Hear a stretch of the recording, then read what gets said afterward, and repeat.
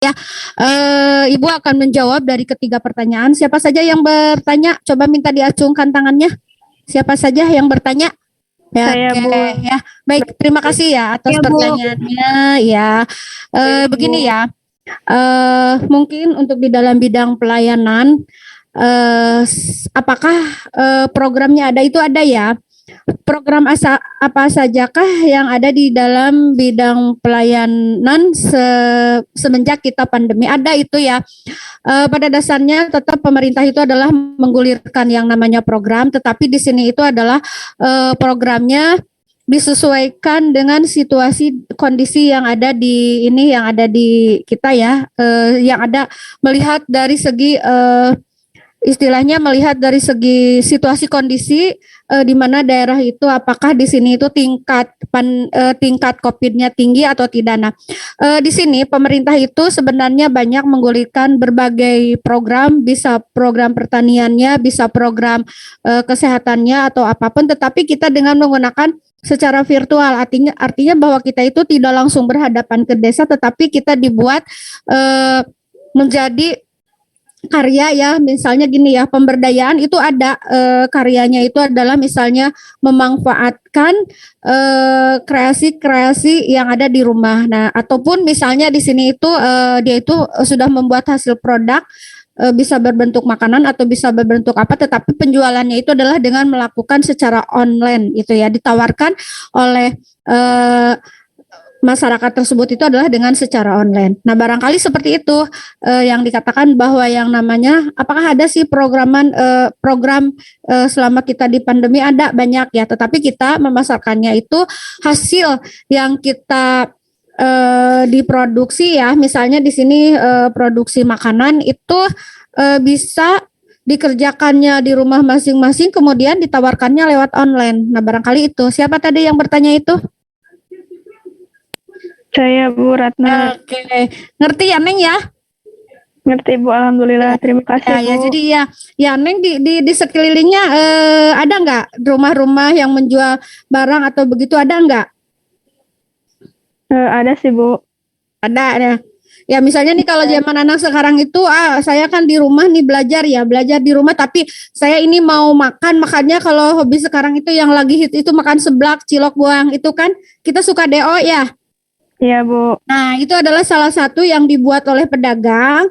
Dia itu adalah mengikuti program, kemudian ditawarkan lagi kepada masyarakat. Bahkan sekarang itu di masa COVID itu ada bantuan ya, Neng ya?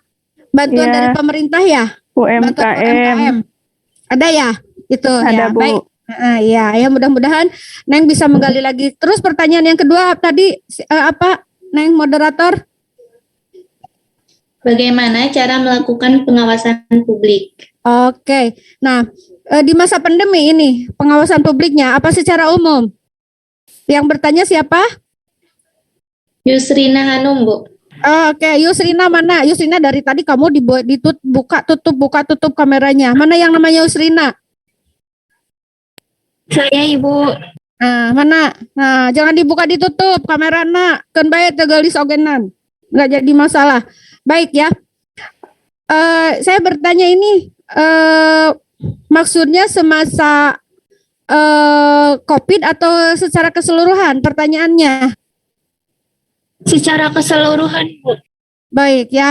Jadi coba apa pertanyaannya? Pertanyaannya apa, Neng? Bagaimana melakukan pengawasan dalam pelayanan publik? Ya, oke, dalam melakukan pengawasan. Nah, ini ya, walaupun kita terlepas dari COVID dan tidak COVID, tetap pemerintah itu adalah selalu memberikan pengawasan. Nah, disinilah pengawasannya itu baik digunakannya secara online maupun secara offline. Nah, kalau secara online itu dia itu adalah supaya informasi itu menyerap kepada masyarakat, apakah dari segi misalnya dari segi teknologinya itu mendukung atau tidak. Nah, itu juga sama, tetap ada di dalam pengawasan pemerintah. Kemudian juga secara offline-nya itu apakah misalnya tadi setiap program yang dilakukan secara offline apakah berjalan atau tidak. Karena yang dirasakan oleh Ibu ini ya, khususnya oleh Ibu, kita mengalami yang namanya COVID, tetapi tetap pembangunan itu ada. Misalnya pembangunan yang dilakukan oleh warga setempat, misalnya pembangunan membersihkan gorong-gorong atau pembangunan pembuatan jalan itu kita tidak secara online, tetapi kita secara offline dan tentu diawasi oleh pemerintah desa setempat. Nah, barangkali seperti itu, Neng. Gimana, Neng? Bisa diterima? Itu salah satu contoh dari Ibu. Bisa diterima, Neng? Terima kasih. Ya, Bisa Ibu. ya, baik ya. Mudah-mudahan tidak puas. Baik, pertanyaan yang ketiga. Siapa yang bertanya, Neng, moderator? Teni, Bu. Teni, apa pertanyaannya? Apakah ada hambatan pelayanan publik secara online? Nah, baik ya. Memang pada dasarnya yang namanya pelayanan publik secara online itu banyak sekali kendalanya ya. Banyak sekali kendalanya baik dari pemerintahnya maupun dari masyarakatnya. Contohnya dari pemerintah itu adalah di dalam aksesnya mungkin di sini itu kurang begitu jangkau jauh dan masyarakat juga barangkali tidak bisa menjangkau daripada IT tersebut. Atau misalnya gini ya, kita apa ya istilahnya menggunakan secara online kita dengan menggunakan WA. Nah, tetapi kadang-kadang diterima oleh masyarakatnya itu telat. Nah, itu ya salah satunya.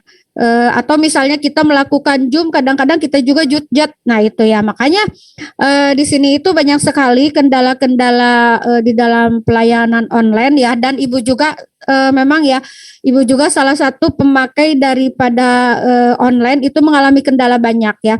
Kenapa di sini Ibu mengalami kendala banyak? Itu kadang-kadang apa yang diumumkan di dalam grup ya, salah satu contohnya diumumkan di dalam grup, tetapi di sini itu bingung. Ibu ini tidak bisa dipahami oleh rekan-rekan semuanya. Nah, itu ya.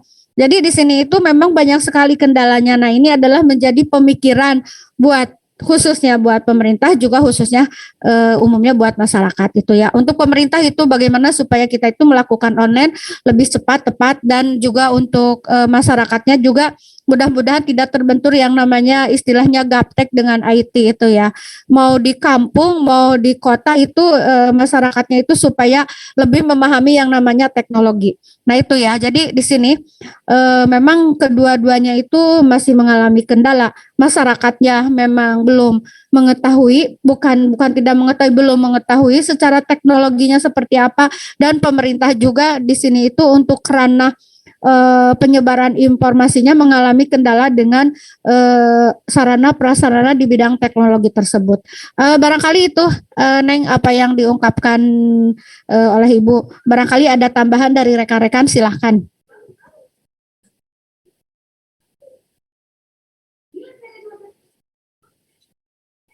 Tidak ada. Tidak ada. Baik, Neng. Neng ini yang moderator, aduh Ibu lupa lagi siapa tadi. Ya, Bu. Yang Neng moderator siapa tadi? Yuni. Oh, Neng Yuni.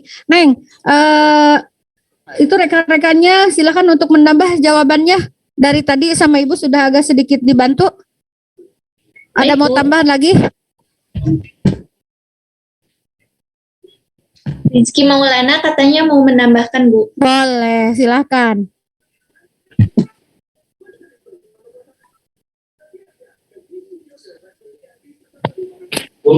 Izin menambahkan, Bu, Ya. pertanyaan dari Yusrina Hanum.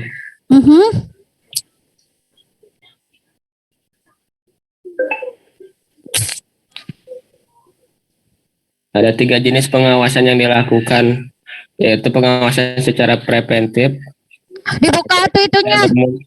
Dibuka itunya, kameranya. Udah, Bu. Ya, buka. Sok. Ada 3 jenis pengawasan yang dilakukan, yaitu pengawasan secara preventif, represif, dan umum.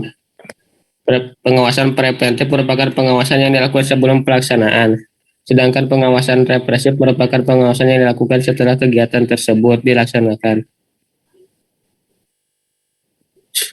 Sudah, Bu.